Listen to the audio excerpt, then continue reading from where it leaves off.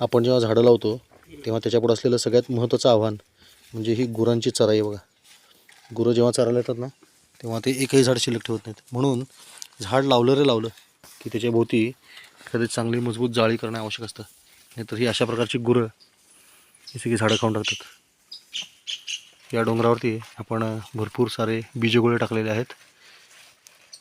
हा जो ओढा आहे 3-4 ओढ्यांचा संगम होऊन आलेला ओढा आहे. तिथं आपण छोटे छोटे बांध बांधायला घेतलेले आहेत. आणि जसजसे हे बांध यांची संख्या वाढत जाईल तसतसं पाणी जमिनीमध्ये मुरून थोडंसं जलसंधारण या भागातलं होणार आहे. नर्मदे हर हा परिक्रमा मार्ग आहे. इथूनच परिक्रमावासी पुढे जातात. नर्मदे हर.